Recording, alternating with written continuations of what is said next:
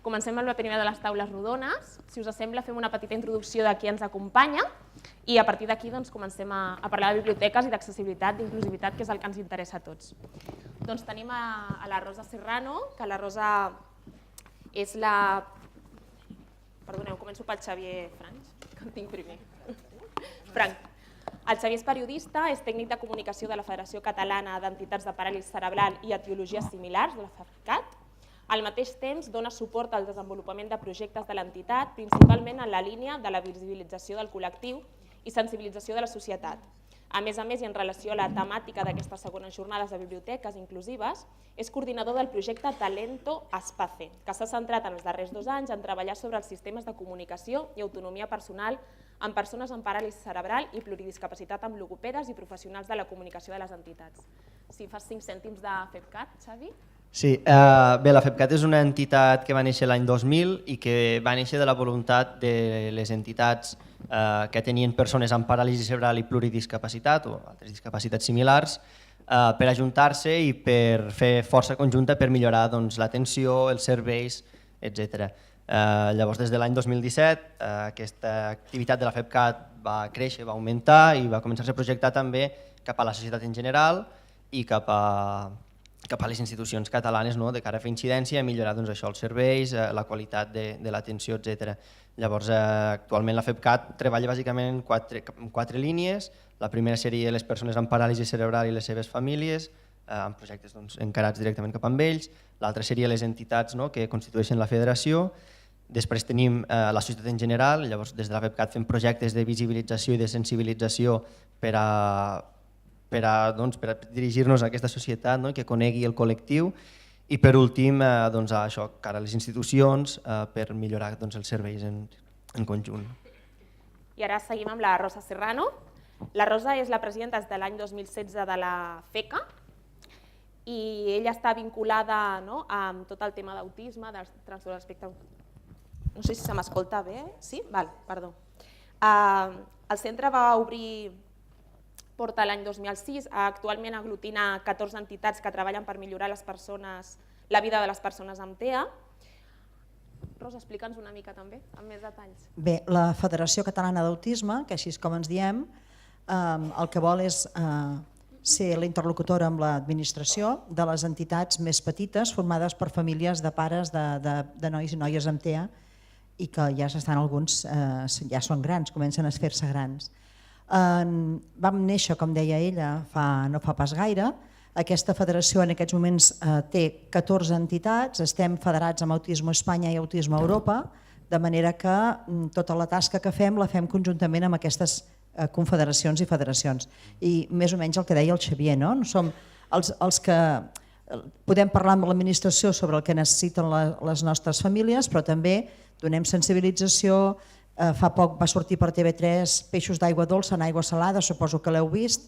És un documental que vàrem fer des de la federació que ha guanyat 4 premis i que s'està traduint a molts idiomes i que pensem que pot ser una bona manera perquè la gent entengui el col·lectiu. Generalment costa d'entendre com són les persones amb TEA per la seva diversitat tan gran. Gràcies, Rosa. També tenim a la Núria Aragonès. La Núria és coordinadora del Servei de Formació d'Adults de la Fundació Catalana de Síndrome de Down. Durant un temps va ser la responsable d'un curs on anaven a la biblioteca regularment per fer lectura i préstec de llibres i actualment coordina els cursos i tallers que realitzen a la Fundació adreçats a persones amb discapacitat intel·lectual amb la finalitat d'acompanyar les persones a accedir a la màxima autonomia personal i a una vida independent. Efectivament, la Fundació Catalana Síndrome de Down és una entitat que atén a persones amb discapacitat intel·lectual i persones amb síndrome de Down també. Atén als usuaris, a les famílies també, des del moment del naixement fins a la vida adulta. Hi ha un centre mèdic, hi ha molts serveis, servei de seguiment infantil, seguiment escolar, servei de formació d'adults, com he dit, i servei de vida independent i últimament la unitat d'Alzheimer que està a l'Hospital de Sant Pau i treballem conjuntament amb ells. Aleshores, quan sigui el meu torn de taula rodona us explicaré les necessitats que tenen les persones amb discapacitat intel·lectual a l'hora d'anar a qualsevol establiment, no només una biblioteca. Però, bueno, parlarem de les biblioteques, clar. Gràcies. També tenim a la Montserrat Garcia. Ella és membre de la Junta Directiva referent en accessibilitat i participació de la Federació, ECOM.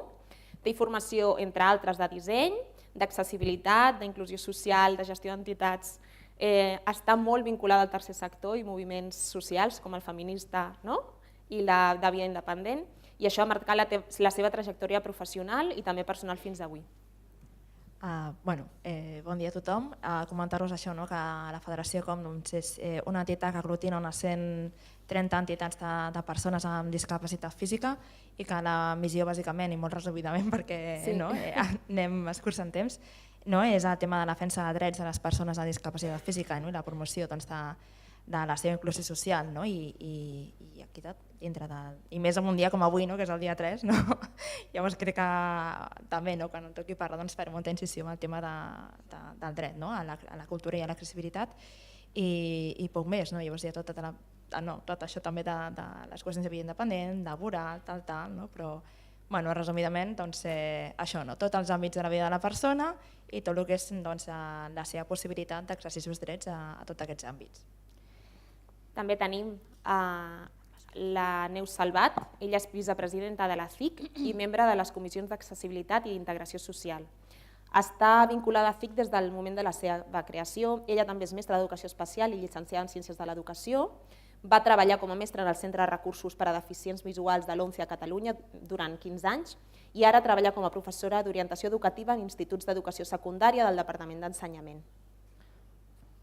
Bé, la CIC és una entitat que probablement, a diferència de les altres que s'han presentat aquí, no prestem serveis. És una entitat, potser més petita, en el sentit que agrupa, potser, no sé si arribem al centenar de persones, i que ens dediquem bàsicament a qüestions de sensibilització i reivindicació. Vull dir que això, que no atenem directament a les persones i aleshores un dels temes prioritaris de la nostra feina és millorar l'accés a la cultura, també tot el tema d'accessibilitat física i el tema d'integració laboral. Una mica seria això. Gràcies, Neus. També tenia que ser amb nosaltres l'Albert Caselles, que és de FESOCA, però no el tenim aquí, així que abusarem una mica de confiança i li demanarem a l'Enric Lluc si ens pot acompanyar a parlar una mica també, com a representant d'alguna manera, del col·lectiu de discapacitat auditiva. Sisplau, Enric.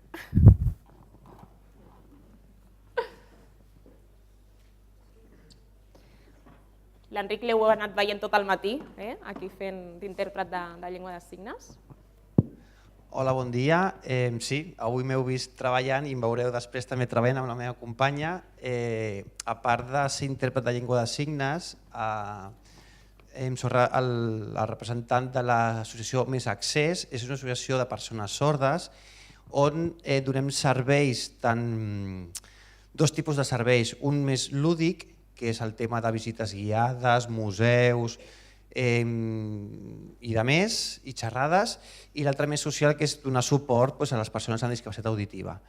I després, quan toqui potser la ronda, explicarem una miqueta més el que fem. Fantàstic. Doncs ja anem una miqueta al gra, i jo us pregunto, qui vulgui començar per parlar, què espereu quan aneu a una biblioteca? Què espereu trobar? Sí? A veure, des del punt de vista de les persones amb trastorn de l'espectre autista, una biblioteca per un noi o una noia amb TEA pot ser un infern o pot ser el paradís. Per una persona amb un TEA de baix funcionament, una persona que té un nivell cognitiu molt baix i que allà on hi hagi gent es posa molt nerviosa, una biblioteca no és un espai que li sigui agradable perquè fa sorolls, fa estereotípies, molesta els altres i llavors la gent que està allà pot ser que se'l miri malament, pot ser que li diguin coses i les persones que els acompanyem, perquè aquestes persones són molt dependents i necessiten sempre l'acompanyament d'una persona, ho passem també malament. Llavors, personalment, la meva filla no hi va mai a la biblioteca. Quan hi va, tenim problemes. Llavors, el que fem és que anem a buscar llibres, si és que n'hi ha en pictogrames, i si n'hi ha de lectura especial per a ella no llegeix, ella no té un nivell cognitiu suficient per llegir ni escriure, però li agrada molt tot el que és visual. Aleshores, les biblioteques haurien de tenir per aquest tipus de persones coses molt visuals, perquè ells són aprenents visuals. Ja hi ha contes fets d'aquesta manera, aquests són els que li agraden amb ella. I anem al cas contrari. Jo també soc professora d'una escola on tinc molts alumnes amb TEA d'alt funcionament. Tota l'ESO i el batxillerat. Per ells la biblioteca és un paradís. No han d'interactuar gaire, poden estar tranquil·lament asseguts allà en un raconet i fer les seves coses. Són molt obsessius amb temes molt concrets i a la biblioteca tens de tot sobre aquell tema, pots tenir moltíssima informació sobre aquell tema. De vegades us poden ser pesats amb les bibliotecàries perquè us demanen reiterativament temes molt concrets, però penseu que per ells allò és el paradís. I jo conec molts alumnes que estudien a la biblioteca per això. Paciència amb aquestes persones perquè són molt obsessives amb els seus temes, són molt obsessius, però penseu que per a ells una biblioteca és el sumum, és el no va més. I el que esperen és això, de trobar-se com estan allà. De fet, moltes vegades ni us n'adonareu que és una persona amb TEA d'alt funcionament. Veureu que, no sé, potser és una mica friqui, si voleu, entre cometes, perquè és aquell noi o aquella noia que només demana allò en concret, però ells estan bé, estan molt bé en una biblioteca. És l'altra banda, és les persones amb un TEA de baix funcionament que no sé com integrar-los a la biblioteca. Sí, val. Abans de parlar de les necessitats concretes del col·lectiu de paràlisi cerebral i pluridiscapacitat, voldria fer un petit perfil del col·lectiu aquest perquè, evidentment, com dins de tots els altres col·lectius, hi ha molta diversitat. Llavors, avui volia parlar no tant de les persones que tenen més autonomia i que segurament pot ser que ja siguin usuàries de les vostres biblioteques, sinó del col·lectiu que segurament es troba més i són usuaris de les entitats de la federació, que són persones amb grans necessitats de suport. La paràlisi cerebral, com sabeu, és una discapacitat que suposa un trastorn en el desenvolupament psicomotriu i que fa que la persona tingui alteració de moviment, de postura, de tonalitat, etc. Aquesta seria una base, però cada cop ens trobem més amb que aquestes persones tenen associats també trastorns de conducta, trastorns de comunicació, trastorns de discapacitat intel·lectual, sensorials, etc. Què fa això? Què provoca? Provoca que la persona amb aquesta discapacitat tingui una gran necessitat de suport, i suports en tots els àmbits de la seva vida diària i per a totes les seves activitats. Necessita un acompanyament segurament d'una tercera persona en moltes de les seves activitats, necessita també instruments per a poder moure's, tant siguin caminadors com cadires de rodes, etc. I després, de cara a les biblioteques, per centrar-nos en el que estem parlant avui, faria falta això, que les biblioteques compleixin amb totes aquestes especificacions que comentaven abans de cara a l'accessibilitat física i que després ens comentaran millor des de com. Faria falta també tot el que seria la senyalèctica i pictogrames i faria falta, sobretot, i per començar ja amb el tema de tractament, faria falta que aquestes persones amb paràlisi cerebral i que tenen grans necessitats de suport i que per tant generalment són molt visibles quan visiten un espai, siguin realment vistes per la persona i siguin realment aproximades o les persones s'hi apropin amb naturalitat i puguin acompanyar-les, assessorar-les durant l'ús que sigui de la biblioteca. Després, pel que fa a materials i a continguts, faria falta bastanta obra que ara mateix crec que no hi és, també adaptada. No només lectura fàcil, també dins del nostre col·lectiu ens trobem amb moltes persones que també requereixen de pictogrames com a eina de comunicació. Llavors, per tant, això, que també hi pugui haver obres amb pictogrames i que les persones que esteu atenent als vostres usuaris allà a les biblioteques, que sapigueu això, fer aquesta aproximació amb elles, amb tota la naturalitat del món i que tinguem en compte això, que poden comunicar-se de moltes maneres, que hi haurà persones que s'expressaran de forma oral, hi haurà persones que utilitzaran un panell de comunicació, una tablet, etc. Llavors, és un col·lectiu el nostre amb grans necessitats de suport i les biblioteques han d'estar obertes a acollir aquestes necessitats de suport i a tindre els recursos per a poder facilitar que la persona faci un ús correcte. Tot i que També us diré que això, que degut a aquestes necessitats, també de salut en molts casos, pot ser que les persones amb paràlisi cerebral i pluridiscapacitat, amb una discapacitat més severa, doncs quedin lluny de la biblioteca. Llavors potser hem de buscar altres formes per apropar la biblioteca a aquestes persones, que no sigui que elles vinguin. Després continuem parlant. Gràcies, Xavier. Jo us volia dir que les persones amb discapacitat intel·lectual, la veritat és que els encanta anar a la biblioteca. Els agrada perquè és que ho teniu tot. És un espai tranquil, és un espai cultural on veuen el que els agrada. Només entrar, la majoria ja teniu revistes. Els que no llegeixen van a parar a les revistes. La majoria de les biblioteques teniu un apartat de llibres de lectura fàcil, també els agrada per demanar préstec. Teniu moltes coses que els fan sentir bé. Aleshores, els sofàs llegeixen la mar de bé, llegeixen. No hi van tots, clar, naturalment. De forma espontània a vegades no hi van, però quan hi van fan servir els ordinadors, fan servir la música, els agrada molt buscar la música. Aleshores, jo el que us recomano és això, que se'ls doni una particular atenció quan demanen. A l'hora de buscar se'ls ha d'ensenyar, se'ls ensenya i se'ls deixa fer de forma autònoma. Una vegada o dos que se'ls expliqui ja poden fer-ho per ells mateixos un altre dia. I vosaltres mateixos, és que és un col·lectiu, vosaltres com a tècnics, que ho feu bé, la veritat és que no hi ha res a dir, no hi ha crítiques.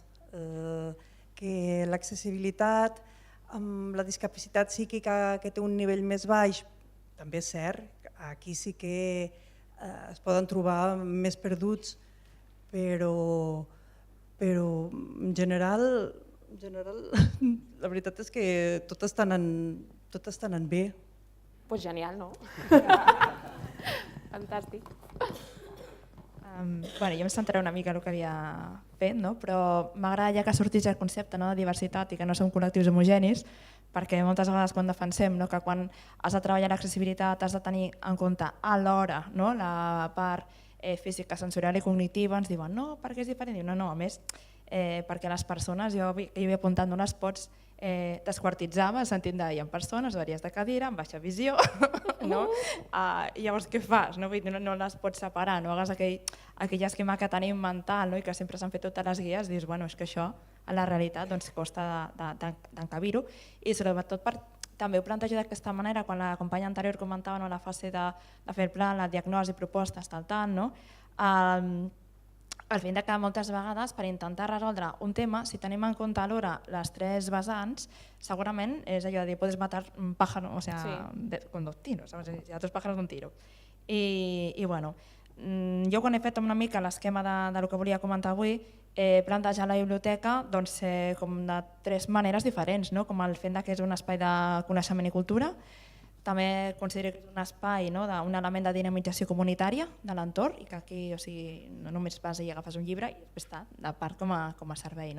També havia plantejat el fet que tenim com molt estandarditzat el que vol dir una persona amb discapacitat física, sensorial, no sé què, i que moltes vegades ens oblidem que s'ha de treballar també tenint en compte totes les edats, perquè aquí inclús una part del tema dels infants amb discapacitat física, per exemple, i també dels diferents rols, perquè les persones amb discapacitat potser no som només usuàries, i torno al dia 3, al tema de per què no poden ser els nostres companys de feina, i que per tant això implica fer accessibles altres entorns o altres processos que no ens havíem parat a pensar però que són importants perquè no només ens ha de veure com una cosa de ui, per si de cas ve algú, no, és que tot el tema del dret al treball també és important. Jo sé que jo posat, no? El tema de trencar els estereotips, que la companya anterior també ha dit una cosa que era molt interessant, no? Que és que sempre és una persona, igualment usuària de cadira de rodes manual, amb control de tronc, jove, li falta dir guapo, con dinero i tal, no?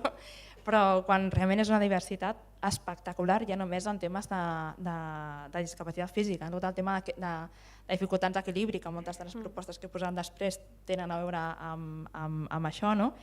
I que sí que sempre es comenta, no? L'accessibilitat física és la que està més treballada. Bueno, jo us puc garantir que és potser la que més es veu, però la pitjor treballada. Per què ho dius, Montse? Ho dic perquè quan dic pitjor vol dir que potser van ser de les primeres coses que es van posar les primeres normatives, però podem fer un recull tan gran de mala praxi, de males actuacions, que realment dius per una cosa que han fet bé, potser t'han fet 300 malament. Llavors aquí hem de compartir també el de dir, bueno, intentem no repetir els mateixos errors. I teniu la sensació de que hi ha una excusa recurrent, que és que no tenim diners? Vull dir que no hi ha pressupost? Sí, en el nostre cas... En el vostre cas, oi? Sí, clar, si tens en compte que potser, jo ara estava pensant quan feia això també, alguna biblioteca que potser estigui en algun edifici que sigui patrimoni, aquí sí que realment, clar, quan estàs parlant d'accessibilitat física, no? I has d'instal·lar un ascensor, que això comporta amb una obra, un forjat, una estructura, no sé què, no sé quantos, evidentment sí té cost, no? Però el que també havia apuntat per aquí no és que normalment, o almenys les biblioteques que jo conec, no he entrat a biblioteques universitàries, parlo de biblioteques de la xarxa de la Diputació, per exemple, és que els errors són fàcilment corregibles, que els errors estan amb els detalls, que a vegades tu t'estàs preocupant de fer molt accessible tot l'entorn, però ja m'avenço, per exemple, el tema de les taules, és a dir, és que no hi ha cap taula moltes vegades que una persona seria de cadira i pugui entrar. Per alçada, et refereixes? No per alçada, sinó perquè l'alçada l'han mesurat no tenint en compte el del taulell, però si a l'estructura de la taula, com aquesta, tens tota la part de ferro, si vas a una cadira elèctrica sobretot, encara que giris el mando, és que no hi caps. Llavors hi ha un espai que potser tu hi vas, si tens dificultats hauràs de demanar que algú t'ajudi, perquè tot el tema, ja m'estic avançant, tot el tema de les estanteries, és que per nosaltres el gap més gran d'aquesta cadena d'accessibilitat al servei és a l'hora de realment accedir als llibres com a tal, agafar-los, portar-los, i aquí també plantejar, fent d'ojalà totes les persones poguessin ja tenir assistència personal, cosa que no és, i per tant aquí crec que les persones que treballen a les biblioteques és el fet de, quan la persona ho demani, perquè ja ha cercat quin llibre vol, clar, allò de que tot estigui a l'alçada que toca, o sigui, som grans lectors dels llibres que hi ha en aquell moment en promoció. És a dir, quan han sortit les novetats i les poseu totes amb aquell taulell, que tothom pot accedir a aquella alçada, la gent que normalment llegeix novel·la o coses d'aquestes, perquè clar, és que qui ens agafes? Doncs els que tens més a mà, a no ser que realment ja comences a fer servir el catàleg que moltes persones prèviament, perquè no arribaràs ni per alçada ni perquè estan massa baix, ho mires prèviament al catàleg. I ja amb aquesta part jo crec que més introductòria crec que ja la tenia... Després seguim, doncs.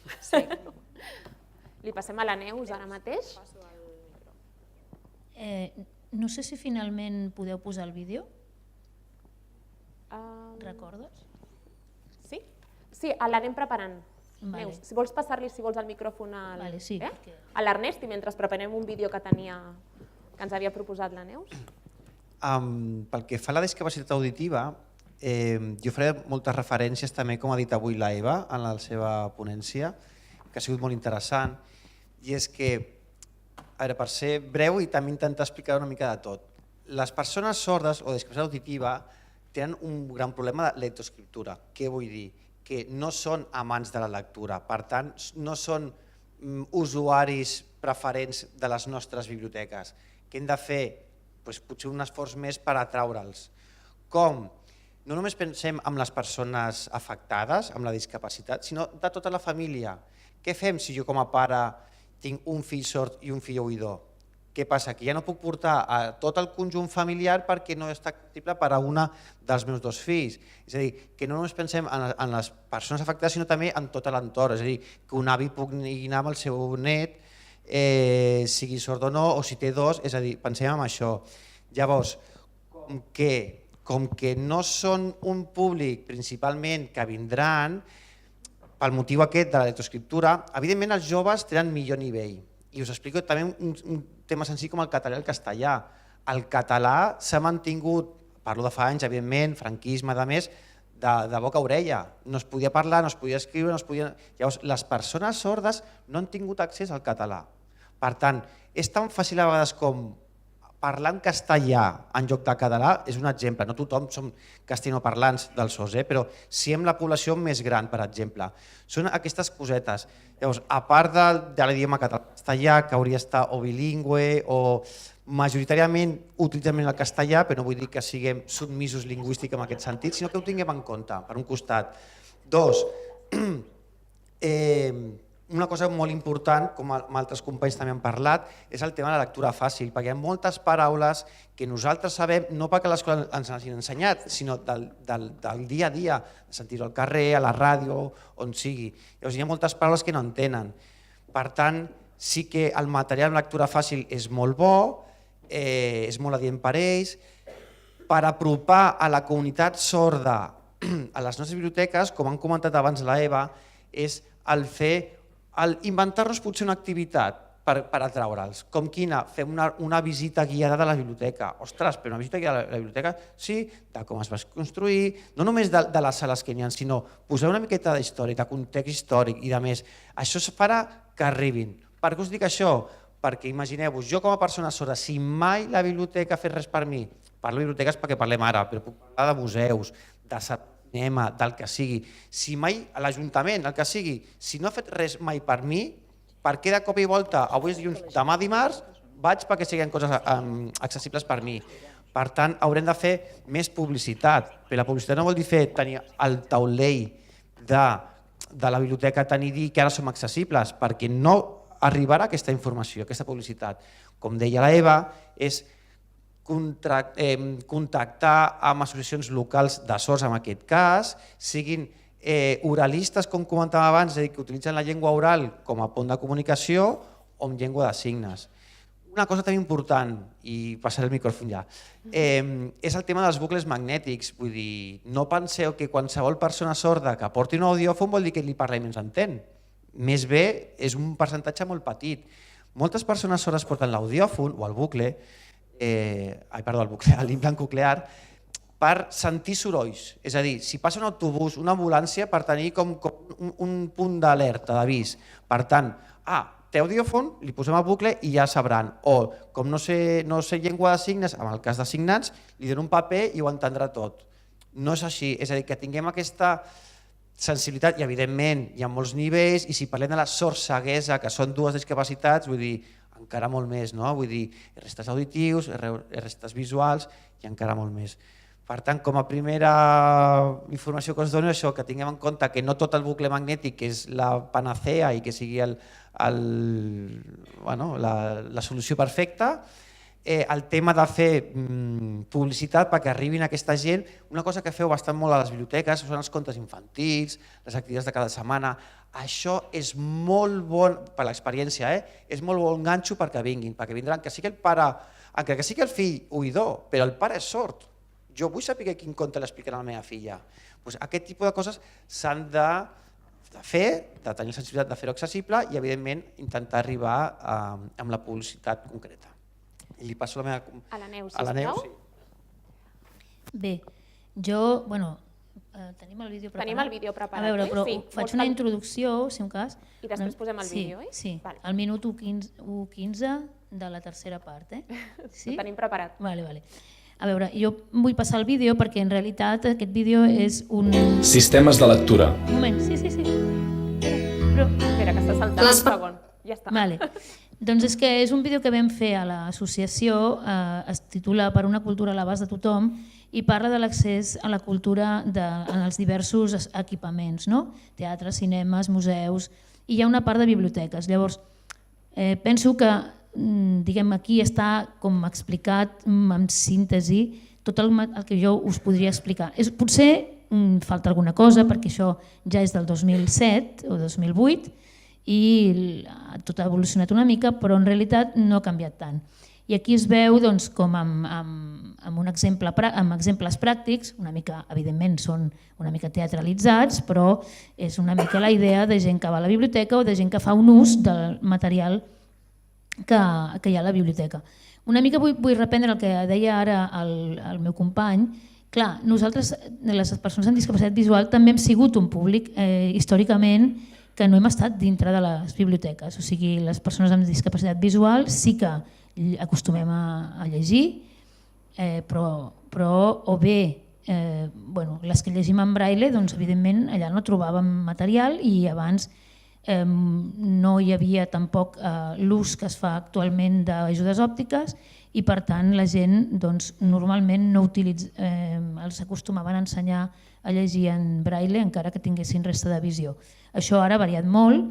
Abans la companya, la senyora que ha explicat tot el tema de la normativa ha diferenciat els dos col·lectius, està molt bé, l'únic que, com ara deia també el company, pensem que no és dicotòmic, no és o cec total o baixa visió, hi ha molts graus i moltes diferències i gent que pot aprofitar la visió per una cosa i que no per una altra. Aleshores, què passava? Que nosaltres no trobàvem res que poguéssim utilitzar perquè més no hi havia més que material escrit abans, no hi havia pel·lícules, no hi havia coses sonores i no anàvem a les biblioteques perquè a més anaves a la biblioteca i a més és un lloc on no es pot, jo això ho dic per mi, on no es pot parlar i si la gent et llegia en veu alta doncs també era un problema i si tot plegat doncs era un lloc bastant inhòspit i que nosaltres teníem la biblioteca circulante de la ONCE i allà demanàvem els llibres i s'ha acabat i era molt trist, però era així. Jo anava a la biblioteca de la universitat i per mi era un lloc molt estrany, que t'havia de demanar per favor que em busquessin el llibre que necessitava, que alguna companya m'acompanyés per veure els llibres que hi havia i tot això. Llavors, això ha canviat, però sí que és veritat que llavors què passa? Necessitem molta difusió. Nosaltres no ens cansem mai de dir que necessitem difusió. I és veritat que segurament la gent fa coses, i aquí vull dir-ho que realment es fan coses molt, molt, molt ben fetes i estan poc aprofitades. Però jo crec que, jo sí que demano que tinguem paciència i que continuem fent-ho, perquè costa molt atreure un públic que no ha tingut accés habitualment, jo penso. Llavors no hem de decaure. S'ha de contactar molt amb les entitats del lloc, amb les delegacions de la ONCE, jo no em cansaré de dir-ho, hi ha gent més oberta, menys oberta, però és l'única forma, amb el centre de recursos, amb els mestres itinerants de la zona, perquè portin els nens cecs o deficients visuals a les biblioteques i que, com deia ara el company, que la gent s'enganxi a les activitats, perquè és que realment és l'única forma, jo crec, perquè si no es dediquen molts recursos, perquè nosaltres sí que necessitem recursos, i recursos tecnològics moltes vegades, i després queden en desús, i és una llàstima. Llavors hi ha un altre problema, que és quan la tecnologia no acaba de quadrar, que es posen coses que llavors va i amb el sistema que hi ha a les biblioteques no funcionen. Aquest és un altre dels problemes. La Rosa Serrano volia comentar una cosa que és important. Sí, perquè abans amb això de les presses i d'anar tant perquè teníem poc temps, hi ha una cosa a vegades se'ns oblida i és que les persones amb trastorn de l'espectre autista tenen hipersensibilitat sensorial i normalment a les biblioteques s'utilitza molt el fluorescent. Quan hi ha silenci, com ara, no hi ha silenci, se sent una coseta. Ells ho senten com el doble, com el triple. I aleshores, moltes vegades, aquest sorollet continu del fluorescent que nosaltres no percebem perquè som capaços de deixar aquesta sensibilitat fora i ocupar-nos d'una altra, som capaços de discernir el que ens interessa i no, ells això no ho poden fer i els arriba a molestar molt. Normalment veureu que a les biblioteques, aquests nois o noies, quan hi van, es posen cascos. A vegades no estan escoltant ni música, no estan escoltant res, és només per aïllar-se d'aquest sorollet dels fluorescents. La Montse també volia... Jo volia comentar un parell de coses que potser, com el que comentava just ara també la companya, perquè volia comentar un parell de coses d'accessibilitat ambiental, en certa manera també, i que no estan a normativa. Precisament era això, també no a nivell sonor, sinó ambiental, i quan dic ambiental és a tots els equipaments, l'aire condicionat, per exemple, on està posat la sortida d'aire condicionat i on està la calefacció. Això moltes persones amb discapacitat física, el tema de la temperatura de l'entorn els afecta moltíssim i pots tenir persones que sempre estiguin tapades a la biblioteca i mai es quedin i tu penses, ostres, per què mai es queden? I és que depèn on estiguin ubicades les taules, si estan massa a prop de la sortida, sobretot de l'aire condicionat, és que no es quedaran.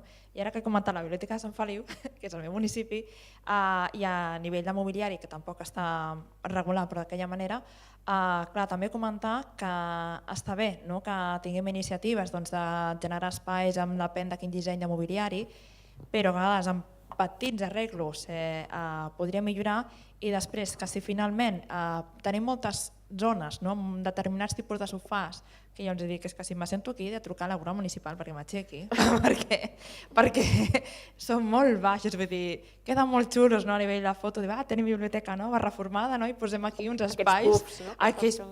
Vull dir que també mirem, perquè si hi ha molta gent en determinades èpoques de l'any, com per tema dels exàmens o el que sigui, i no hi ha moltes taules que realment siguin accessibles, també pensar com podrem arribar a gestionar si una persona sobre aquelles rodes que no té espai amb aquelles taules, i de fet són les úniques taules que pot fer servir.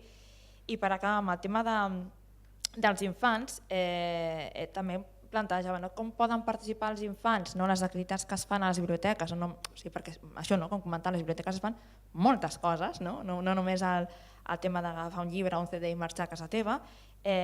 Quan són infants que necessiten una necessitat de suport molt important, perquè crec que s'ha de plantejar d'aquesta manera. Clar, el tema dels vetlladors a l'escola, encara aquí tenim molt de tema, però quan són activitats dintre les biblioteques, com ho fem? Podem generar algun tipus d'iniciativa que siguin monitors de suport a nivell de lleure educatiu o no, per garantir que aquests infants que estan allà puguin participar igual que la resta o no. I ja, vinculat a el que comentava la Neus, i que potser ningú s'havia plantejat, el tema dels llibres en digital, el nostre col·lectiu ha sigut una revolució i ningú s'ho pensava, per una cosa molt senzilla també, que és que hi ha moltes persones perquè no les pot agafar i perquè moltes vegades hi ha moltíssima gent que tria els llibres que llegeix, depèn del que pesen. Depèn del que pesen i si el poden mantenir obert o no.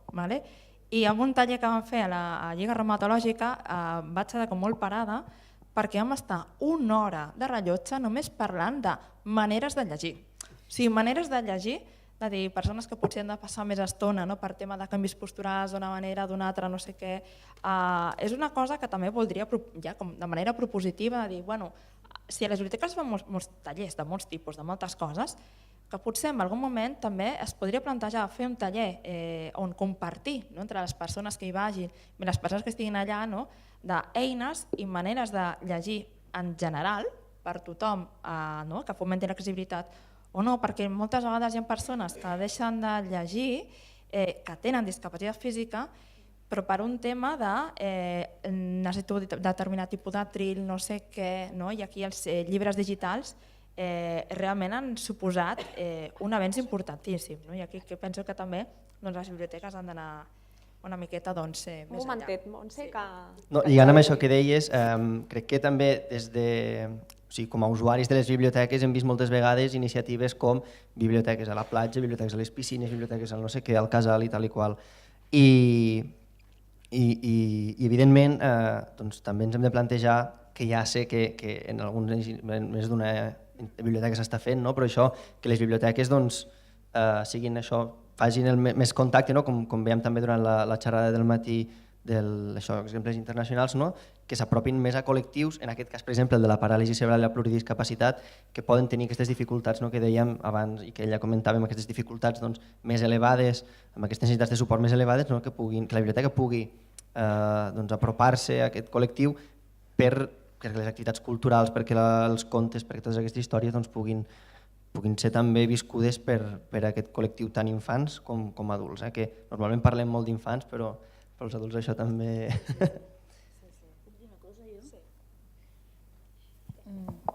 Bé, jo volia dir una mica, potser, a veure, que evidentment per això estem aquí tots, no? La diversitat dintre de la discapacitat. Jo volia deixar clar, vull dir una miqueta, no és per contradir tampoc, no? Però una mica nosaltres, les persones amb discapacitat visual, tenim la sort de que no tenim un problema físic, diguem-ne, bueno, físic, sí, depèn de com diuen que és físic o depèn de com diuen que és sensorial.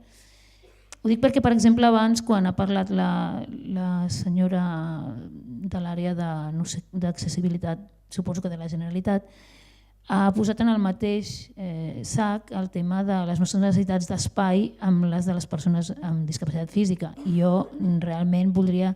Ho dic perquè a vegades, no sé, se'ns fa fer coses a nosaltres que no ens fan falta, afortunadament. Afortunadament dic, perquè a qui li faci falta doncs ho ha de fer, no? Com per exemple anar a un lavabo adaptat, que moltes vegades és més problemàtic que una altra cosa per nosaltres perquè tot està molt més lluny, molt més difícil de situar-te, d'orientar-te. Desgraciadament això no hauria de passar, però estan plens de trastos i és molt més fotut per nosaltres moure'ns per aquell entorn. Llavors, a les persones amb discapacitat visual, sobretot si tenim poca visió, quan menys espai, a vegades millor. Evidentment, sí, el gos, però els gossos es posen sota les cadires d'una manera meravellosa. Per tant, jo això no és que no, però penso que, per exemple, nosaltres, o sigui, no cal que si hi ha un lloc que és determinat per nosaltres, jo ho dic perquè quan alguna vegada havia anat a la biblioteca volien que sempre estéssim en una sala, que la deixarien preparada per nosaltres i afortunadament no ens fa falta. O sigui, podem estar en qualsevol lloc on puguem estar, on puguem seure i on puguem estar amb la persona.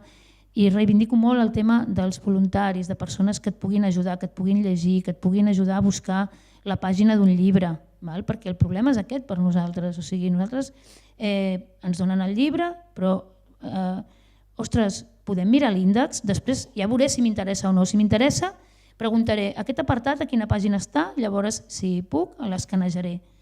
I també volia, i aprofito per dir que actualment cada cop hi ha escàners més petitons i diguem-ne autònoms sense ordinador, que jo crec que poden ser una bona eina per les biblioteques, perquè nosaltres, encara que això sigui una mica, s'ha de fer amb cuidado i amb totes les qüestions legals i el que sigui, però per nosaltres el fet de poder escanejar un llibre és l'única forma que podem llegir-ho, o fer una fotografia amb el mòbil o amb una càmera, i això a les persones amb discapacitat visual, per molt que vagi contra la llei de la protecció de no sé què, dels autors, de no sé quin rotllo, se'ns ha de permetre perquè és l'única manera que llavors s'ha de buscar la forma, igual que per llegir els llibres digitals.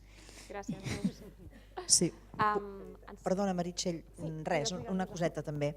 Ara és al contrari, ella deia que a vegades a les persones amb discapacitat visual, pel fet de ser discapacitats, els fan anar al lavabo dels discapacitats, i en canvi les persones amb TEA no.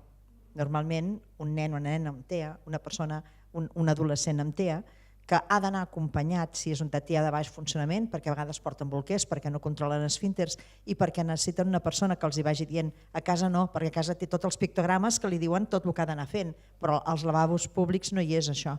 Llavors pot ser que es trobin que entren i es queden allà que no saben què fer, per tant han d'anar acompanyats d'una persona. Doncs clar, a nosaltres ens passa, si no hi vaig jo, amb la meva filla no hi podem anar enlloc, perquè que l'acompanyi un home en el lavabo, en la nena, doncs no està gaire ben vist, no? Però clar, és el seu pare i és que ell el necessita per treure-li el bolquer i per posar-lo, i això encara està molt poc ben vist. Ja no dic res a la piscina ja no hi pot anar-hi, perquè clar, ha d'acompanyar-la i no hi ha cap lloc on pugui entrar ell sent home a treure-li el banyador i posar-li a la nena que té 16 anys, que no és una nena. Clar, a vegades no entenem que hi ha coses que han de poder fer perquè necessiten, són molt dependents i necessiten una altra persona que els ajudi. Llavors, això també caldria que ho tinguéssim en compte. Ja sé que no té res a veure amb les biblioteques, però ja que parlàvem, doncs a nosaltres ens ha passat això, doncs de no deixar-li entrar en un lavabo que és per discapacitats quan aquesta nena va caminant. Ja, però és que necessita, i no hi cabem en aquells lavabos tan petits, el pare, la nena, la caixa, la bossa amb els bolquers, tot, no hi cabem. És el que parlàvem abans una mica de la flexibilitat, no? Dins de la norma.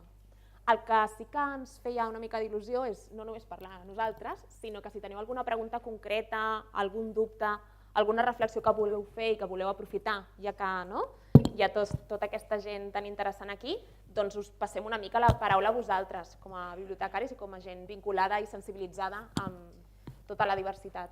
I una recomanació. Fa cosa de 15 dies va guanyar un premi a un curt que es diu Silencio, por favor, que va de biblioteques i que està genial. La nostra pel·lícula va guanyar el millor llargmetratge, però el curt per mi va ser impressionantment bo. No sé si ja està posat a la xarxa, si es pot veure, però és d'uns nois de Barberà del Vallès. No us el perdeu per les biblioteques. No us dic res més, no us vull fer cap spoiler. Silencio, por favor. Teniu preguntes? Si algú vol intervenir, sisplau, que aixequi la mà amunt i li passarem el micròfon.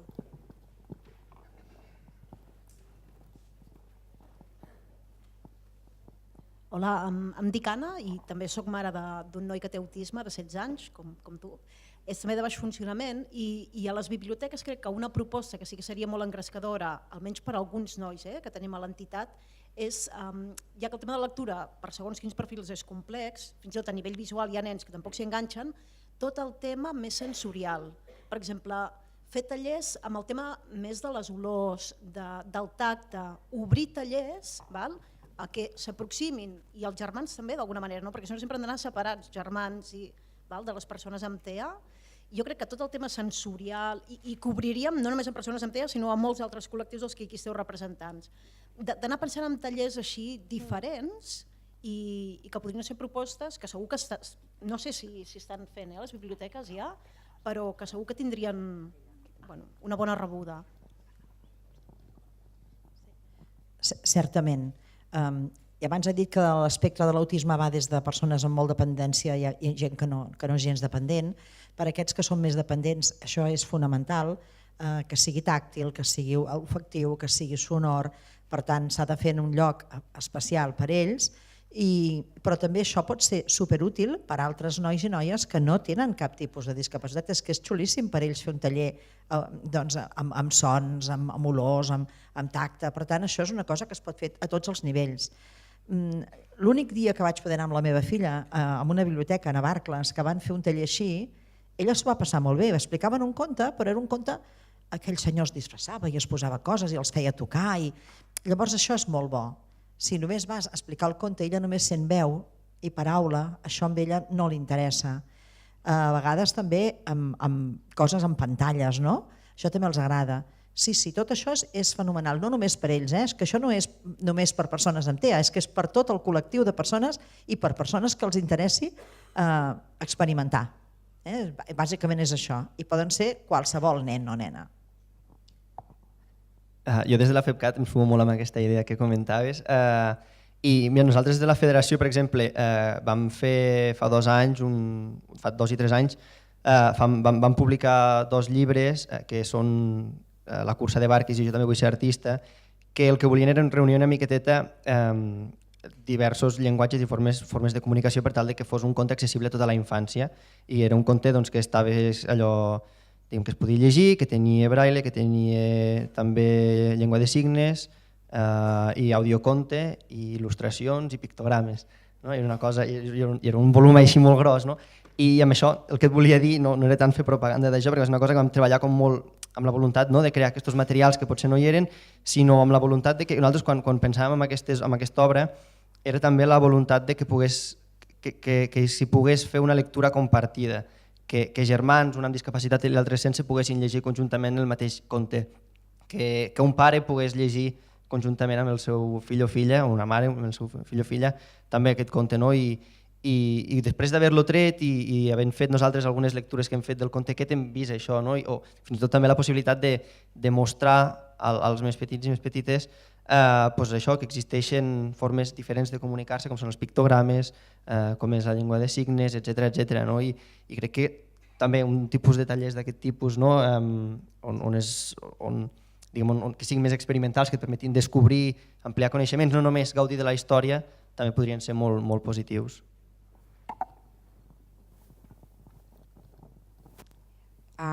Soc Irene Galve de Biblioteques de Cornellà i volia comentar simplement que ja existeix un grup de narradors i narradores que ofereixen hores del conte sensorials i si voleu consultar tenen un blog, tenen una pàgina web que es diu Un viatge sensorial. Llavors està adaptat a nens i nenes amb pluridiscapacitat i persones amb TEA també. Gràcies, Irene. Algú més? Doncs si us sembla, per ser puntuals una miqueta, us passem ara a l'últim torn, diguéssim, a cadascú de vosaltres, perquè acabeu fent conclusions o el que us vulgueu dir.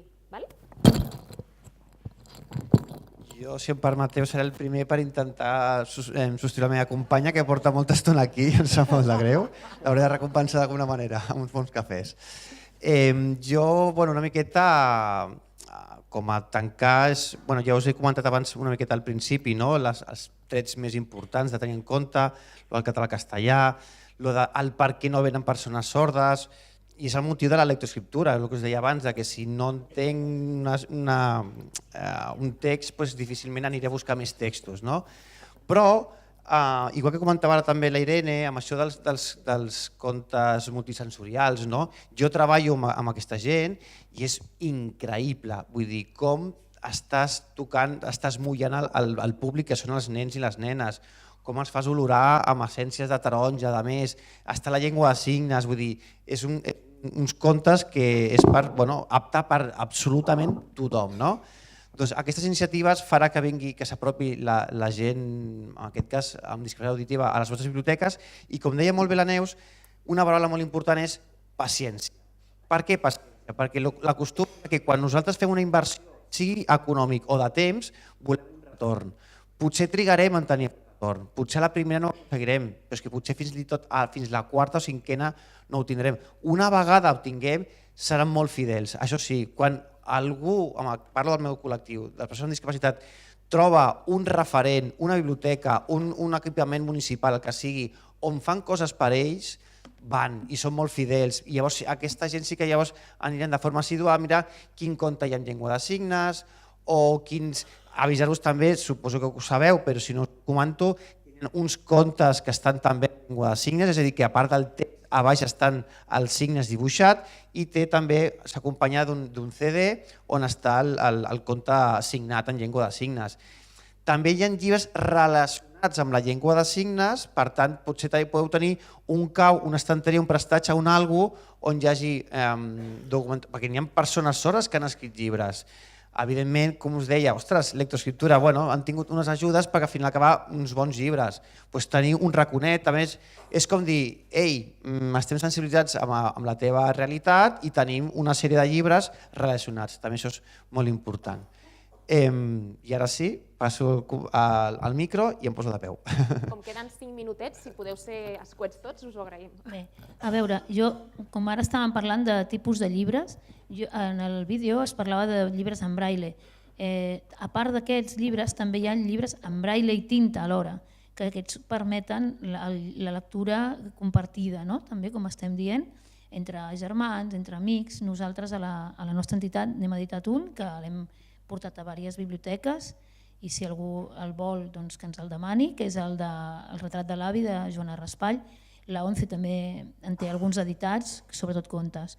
Jo no volia deixar de dir que, bé, reivindicar experiències que s'han fet com el tema de posar en contacte persones, usuaris, amb voluntaris, penso que és molt, molt important, per molta gent l'ajuda moltíssim. I després tot el tema tecnològic, perquè s'ha gastat molts diners i a vegades no funciona tot com hauria de funcionar, perquè hi ha incompatibilitats entre sistemes. Recordo la primera, o sigui, aquella cosa que teniu a les biblioteques, que és no sé com li diuen, allò que com l'encapçalament del vostre escriptori aquell, que interferia amb el JAWS i era un rotllo, no sé fins a quin punt es va arribar a d'allò. I després també a solventar el tema, crec que al final la cosa era posar un ordinador que no estés dintre d'aquella xarxa, perquè si no, no hi havia manera.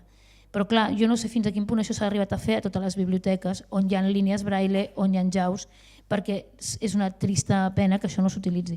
I després, per això també dic aquests dispositius que són autònoms, que no van amb l'ordinador. I per altra banda, també el tema dels llibres que estan a la pàgina, que es poden baixar, llibres digitals, que amb les apps dels mòbils es podia fer, però no des de l'ordinador. I hi ha persones cegues que no utilitzen el mòbil, sinó que utilitzen l'ordinador.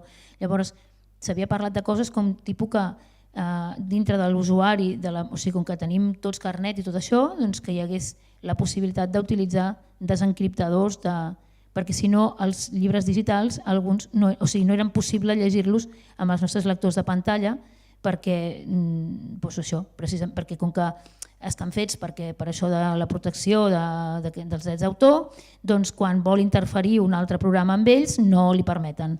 Llavors això és un tema que s'hauria de continuar treballant i que s'hauria de fer molta feina.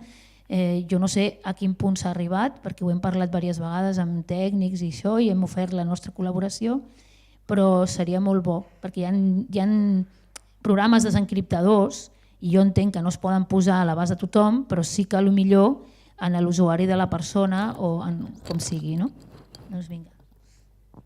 Jo resumint molt. Dues coses que no vull que se'n passin. Quan hem comentat el tema de robots adaptats, sobretot sense clau. Són coses molt pràctiques, però que penso que són importants. I abans d'entrar a la part més de conclusió, també posar en valor el tema de la biblioteca a domicili, que és una cosa que moltes persones també, quan estan convalescents o realment tenen dificultats, també veuran molt bé. Dir que tots els plans d'actuacions que es facin als equipaments amb les biblioteques és molt important fer-los de manera participada amb les entitats i els usuaris d'aquell municipi, tant per la diagnosi com per la part de propostes i conclusions. També posar en valor i informar del que s'ha fet, perquè és que si no és impossible avançar, que moltes vegades es fan com moltes formacions cap als tècnics, però potser també és més important fer una bona educació en valors, perquè a vegades no és repetir les coses com a lloro, sinó entendre i veure'ns a totes les persones com a iguals, com a subjectes de drets. I també una cosa que comentava el company, que jo havia apuntat aquí que no volia que se m'oblidés, és incloure el material escrit pel col·lectiu, perquè moltes vegades hi ha molts professionals, i no específiques de discapacitat, sinó en general. El col·lectiu comença a tenir molta obra escrita de diferents moviments socials que costa molt que arribi, o material que fem les mateixes entitats del tercer sector, que mai arriba a les biblioteques, que són guies pràctiques i que penso que l'administració aquí s'hauria de mullar. I només una cosa vinculada a la presentació que ha fet la companya anterior de l'àrea de promoció, comentar que els ajustos raonables no són percepcions objectives, que aquí ja ho veurem a veure quan surti el decret que les entitats hem estat treballant durant molt de temps, i que cal recordar, sí, que tant de bo, perquè eren 8 mesos i ara és un any, un altre cop, però que sobretot que cal recordar els mandants de la Convenció Internacional dels Drets Humans de les Persones amb Discapacitat, el que es va dir al darrer comunicat, que especificava molt clarament que els ajustos raonables no és allò de en comptes d'això no ho farem i farem altra cosa que potser fa el pego. No, parlem d'altres coses i que aquí hem de treballar molt colze a colze i canviar una miqueta aquesta percepció de valors i veure'ns com a usuaris i també com a treballadors. Gràcies, Montse. Vols acabar tu, Xavi?